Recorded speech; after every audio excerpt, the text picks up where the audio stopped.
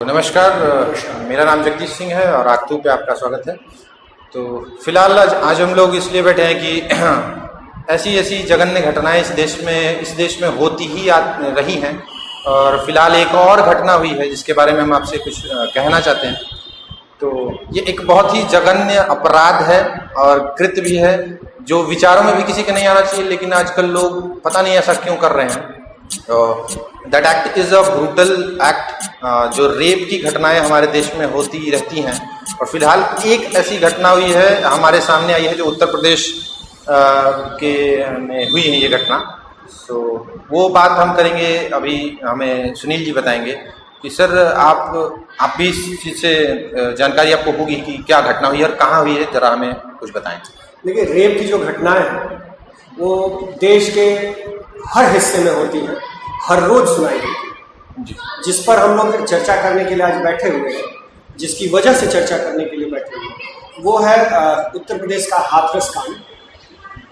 यहाँ एक बालिका की तथाकथित रेप की गई, बालिका का रेप किया गया, उसके रीढ़ की हड्डी तोड़ दी गई, गले में भी चोट पहुंचाई गई और अंततः उसकी 15 दिनों के इलाज के बाद उसकी मृत्यु हो जाती है। केवल ये एक केस नहीं है। जिस दिन बच्ची की मृत्यु होती है उसी दिन बुलंदशहर में घटना होती है रेप की, मध्य प्रदेश में भी घटना होती है रेप की, राजस्थान अजमेर में भी घटना होती है, बांका में घटना होती है। कुल मिला जुला करके बलात्कार जैसी जो घटनाएं हैं वो देश के हर राज्य में, हर जिले में, हर प्रदेश में, और चाहे वह किसी की भी सरकार हो, चाहे वह किसी भी पार्टी की सरकार हो, वहाँ ये घटनाएं अक्सर सुनने में आ ही जाती हैं। ये हाथरस वाली जो घटना हुई है, इसमें बहुत सारे ऐसे काम हो गए हैं इन्वेस्टिगेशन एजेंसीज के द्वारा भी, वो सारी चीज़ें हम अभी आपसे डिस्कस करेंगे। तो फिलहाल सुनील जी, मैं ये जानना चाहूँगा कि ये घटना, ये जो क्षेत्र पड़ता है, ये एग्जैक्ट पड़ता कहाँ है और जिस बच्ची के साथ ये कृत्य हुआ है गलत, वो उसके बारे में कुछ इंट्रोडक्शन, उसका नाम या फिर किस शहर की है, या उसके माता पिता वहीं रहते थे नहीं रहते? मैं एक चीज़ इसमें सुधार करूँगा आपका कि जो हमारा कानून है उस कानून के अनुसार जाति तो छोड़िए, हमें रेप विक्टिम का नाम तक बोलने की परमिशन नहीं है जी। आप उसका नाम रिवील नहीं कर सकते। क्षेत्र का नाम, क्षेत्र का नाम रिवील कर सकते हैं जी, लेकिन उसके परिवार के किसी सदस्य का नाम आप रिवील नहीं कर सकते। वो हमें पता भी नहीं है। वैसे भी हम रिवील नहीं करेंगे। पता तो है मुझे, लेकिन हम रिवील नहीं करेंगे इस चीज को, क्योंकि यह कानून के खिलाफ है। तो ये क्षेत्र कहाँ पड़ता है? ये हाथरस एक जिला है उत्तर प्रदेश में हाथरस एक जिला है जी। और आज जो चर्चा का मुख्य विषय बन गया है ये हाथरस, वो सिर्फ इस वजह से बन गया है कि वहाँ की कुछ ऐसी घटनाएं घटी हैं बच्ची की मृत्यु के बाद, जिसने इसको पूरे देश का एक हॉटस्पॉट बना दिया है। लोगों की निगाह में ये घटना इससे भी भयंकर, इससे भी कई गुना ज्यादा बुरे कृत्य हमें प्रतिदिन सुनाई देते हैं, लेकिन वो हमारी निगाह तक नहीं पहुंच पाते। निश्चित तौर पर इसको एक हाईलाइट कर दिया गया है इस पूरे मामले को, और उसकी वजह से ये हमारी निगाहों में इतना ज्यादा, जो कि एक अच्छा भी है कि समाज तक ये बात पहुंचने की कितनी कमियां हैं चीजों में। तो सर, ये एक और बात जाननी थी कि वास्तविक इसका प्रेजेंट अभी ये जो घटना हुई है, इसका स्टेटस क्या है? इन्वेस्टिगेशन कहाँ तक पहुंची है या फिर कौन लोग इसमें संलिप्त हैं? ये सारी चीजें जानना चाहेंगे। इन्वेस्टिगेशन कहाँ तक पहुंची है? क्या ये 15 दिन के इलाज के बाद जब बच्ची की मृत्यु होती है तो स्थानीय प्रशासन, जिलाधिकारी, एसपी, एसएसपी, इनके निगरानी में बच्ची का रात के 2:30 बजे दाह संस्कार कर दिया जाता है और सारा मुद्दा यहीं से शुरुआत होती है। किसी चैनल के पत्रकार ने ये पूरा जो घटना था उसको कवर किया और कवर करने के बाद उसे मेन मीडिया में चलाया, जिसके बाद सभी पूरे देश के मीडिया का ध्यान इस पर गया, लोगों का ध्यान गया, पॉलिटिकल पार्टीज का इस पर ध्यान गया, विपक्ष का ध्यान भी गया, और सबने इसको एक सरकार के विरुद्ध एक अच्छा पॉइंट मान लिया कि हम सरकार के विरुद्ध कुछ कर सकते हैं, और उन्होंने तुरंत इसके ऊपर हो हल्ला मचाना शुरू कर दिया। मैं यहाँ 2 बातें करूँगा। वहाँ के जिला प्रशासन ने निश्चित तौर पर बहुत ही बुरा काम किया कि बच्ची का रात के अंधेरे में जबरन, जैसा कि परिवार वालों का कहना है, जबरन परिवार की बिना अनुमति के उसका दाह संस्कार कर दिया गया। पुलिस कह रही है कि ये घटना बहुत मामूली थी, रेप नहीं हुआ है, उसके रीढ़ की हड्डी नहीं तोड़ी गई है। अगर ऐसा है भी मान लिया तो फिर रात में ही लाश को जल्दी ठिकाने लगाने की, मैं तो यही कहूंगा कि लाश को ठिकाने लगाने की क्या जरूरत है।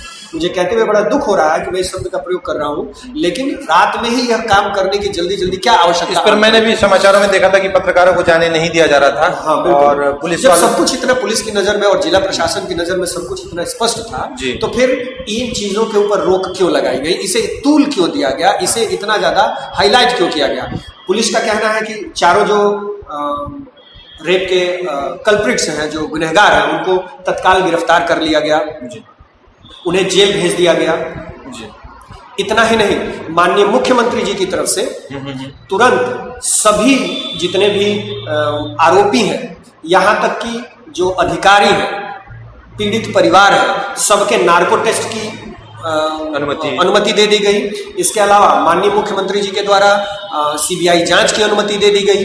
अब यहाँ जो राज्य सरकार है उसकी भूमिका एकदम स्पष्ट दिख रही है कि उसने इसको तुरंत निपटारे के लिए और एक बहुत बेहतरीन काम किया। ये तो सरकार का एक वाकई में बहुत सराहनीय कार्य है। बिल्कुल कि इस पर एक्शन लिया गया। जो भी लोग इसमें संलिप्त थे या फिर वो पुलिस इन्वेस्टिगेशन में जितने लोगों ने कमियां की, उनके अगेंस्ट उन्होंने कुछ एक्शन लिए, जो कि वाकई एक बहुत सराहनीय कार्य है। जो जिलाधिकारी हैं उनको निलंबित कर दिया गया, एसपी को निलंबित कर दिया गया, एसएसपी को निलंबित कर दिया गया, 5 या 7 पुलिसकर्मी हैं उनको भी निलंबित कर दिया गया। वास्तव में बहुत बड़ी अच्छी पहल है सरकार की तरफ से, बशर्ते कि यहाँ सीबीआई के द्वारा भी अब पूरी मेहनत के साथ तथ्यों तक पहुंचने की आवश्यकता है। और अगर वास्तव में उस बच्ची के साथ, जैसा कि परिवार वालों का कहना है, आरोप है, अगर रेप हुआ है तो यह निश्चित तौर पर एक जघन्य अपराध है। उन चारों जो मुजरिम है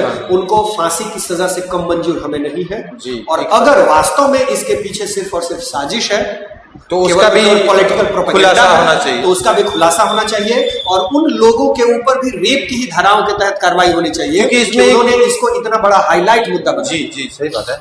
तो सर ये तो अब चीजें इन्वेस्टिगेशन पार्टीज या डिपार्टमेंट जो भी है उनके ऊपर निर्भर करता है, या न्यायालय के ऊपर निर्भर करता है कि क्या होना है आने वाले समय में। तो उसके लिए तो ठीक है, लेकिन एक मैं चाहता हूं कि समाज, हमें पता नहीं चल रहा है कि किस तरफ बढ़ रहा है। क्या हम शिक्षित होकर इस तरीके पे इन चीजों में संलिप्त हो रहे हैं? मतलब हमारा समाज अब जो लड़के थे जिन्होंने ये काम किया या नहीं किया या क्या होना है, उस चीज को पता चलेगा अभी स्टेशन के बाद।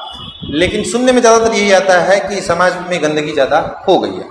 तो इस चीज़ को ख़त्म कैसे किया जाए? मैं एक चाहूँगा एक सोशल मैसेज दीजिए कि हमारी बच्चियाँ या हमारी बहनें या हमारी जो भी महिला पक्ष जो भी लोग हैं वो कैसे सुरक्षित फील कर सकती हैं, या क्या अपने लिए कर सकती हैं, या उनके परिवारजनों को कितनी ऐसी जानकारियाँ होनी चाहिए जो नहीं होती हैं आज के समाज में, और लोग उस चीज़ को सह कर रह जाते हैं। ये तो घटना हमारे सामने आ गई क्योंकि उनके परिवारजन इतने मजबूत थे कि वो सामने से विरोध कर रहे हैं कि ऐसा नहीं होना चाहिए था। तो ये मैं चाहूँगा कि हम अपनी बच्चियों को क्या ऐसा समझाएं या क्या, क्योंकि डरना एक सॉल्यूशन नहीं बिल्कुल नहीं। तो देखिए क्या है ना कि रेप के केसेस में अक्सर ऐसा देखा गया है कि छेड़खानी तक के केसेस में भी कि जिस बच्ची के साथ ऐसी घटना होती है वो घर तो अपने बता देती है, कभी कभी नहीं भी बताती है डर के मारे, डर। लेकिन परिवार वाले भी इसमें उतने ही दोषी हैं। कभी कभी क्या होता है कि परिवार वाले समाज में अपनी बदनामी के डर से इस चीज को अपने तक ही सीमित रख लेते हैं, पुलिस के पास नहीं जाते, प्रशासन के पास नहीं जाते। मेरी अपील है हर एक अभिभावक से, हर एक बच्ची के पिता से यह अपील है कि अगर आपके परिवार में किसी भी बच्ची के साथ, चाहे वह परिवार का कोई सदस्य हो, बाहर का कोई सदस्य हो, बाहर का चाहे कितना भी पावरफुल आदमी हो, अगर आपके परिवार के किसी बच्ची के साथ कोई दुष्कर्म करने की प्रयास करता है या फिर उसे छेड़खानी करता है, तो निश्चित तौर पर आप प्रशासन के पास जाएं, प्रशासन को अपनी पूरी बात बताएं। अगर नहीं प्रशासन कुछ सुनता है तो आंदोलन करें। आंदोलन करेंगे आप तो हम जैसे जो प्रबुद्ध लोग हैं, हम जैसे जो समझदार लोग हैं, हम जैसे जो इन चीज़ों के ऊपर इतना ज़्यादा सेंसिटिव होकर के सोचते हैं, वो लोग आपका साथ जरूर देंगे। समाज में एक ऐसा माहौल हमें बनाना पड़ेगा सर, बिल्कुल, कि हम अपने आसपास के लोगों को, एक तो हम इतने ज्यादा रिजर्व रहने लगे हैं कि समाज से हमारा जुड़ा तो ही खत्म हो गया है। बिल्कुल, बिल्कुल। कि अगर हम ये सोचते हैं, लगे हैं आज की डेट में कि सिर्फ हमारे साथ, दूसरे के साथ हो सकता है, हमारे साथ नहीं हो सकता है, जो कि बहुत गलत बात है। दुष्ट लोग, दुष्ट प्रकृति के लोग हर समाज में, हर कास्ट में, हर कम्युनिटी में, हर धर्म में हमेशा से रहते हैं, हमेशा से हैं और अभी भी रहते हैं। हैं। लेकिन हमें इनसे बचने के लिए निश्चित तौर पर अपने आप को भी अंदर से मजबूत करना होगा, अपने परिवार की बच्चियों को भी मजबूत करना होगा। किसी भी समस्या का समाधान सीधे सीधे गोली मार देना नहीं है। मैं बार बार कहता हूं इस चीज को, मैं बहुत गर्म मिजाज का आदमी भी हूं, लेकिन मैं हमेशा से ये मानता आया हूं कि किसी भी समस्या का समाधान सीधे गोली मार देना नहीं। निश्चित तौर पर जो इस दुष्कर्म में लिप्त लोग हैं, उसको सजा तो अवश्य मिलनी चाहिए, कड़ी से कड़ी सजा मिलनी चाहिए। लेकिन उसके साथ साथ हमें भी अपने ऊपर ये जिम्मेदारी लेनी होगी, एक्टिव होना पड़ेगा कि अगर ऐसी घटनाएं किसी दूसरे के बच्चियों के साथ भी होता है, अपना बच्चा समझे, अपना बच्चा उसे समझे और वहां पर तुरंत उसका विरोध करें। तो अंततः तो मैं आप लोगों से ये नमस्कार कहता हूं और अपने शब्दों को विराम देता हूं। और ये जो कृत्य हुआ है उसके लिए मैं बहुत दुखद महसूस कर रहा हूं। ईश्वर करे ऐसा परिवार के प्रति हम संवेदना व्यक्त कर रहे हैं और उम्मीद करते हैं कि सरकार या सीबीआई जो है वो जल्दी से जल्दी इसकी रिपोर्ट लगाए और जांच करके और इसकी सच्चाई तक पहुंचे, और जो भी दोषी है उनको कड़ी से कड़ी सजा दिलवाने में सहायता करें। और समाज में ऐसे जो लोग इसे गंदे कार्य करते हैं, जिन्होंने बलात्कार जैसी घटनाओं को अंजाम दिया है, उनके और उन जैसे लोगों की तरह जो लोग इस समाज में जी रहे हैं, उनके मुंह पर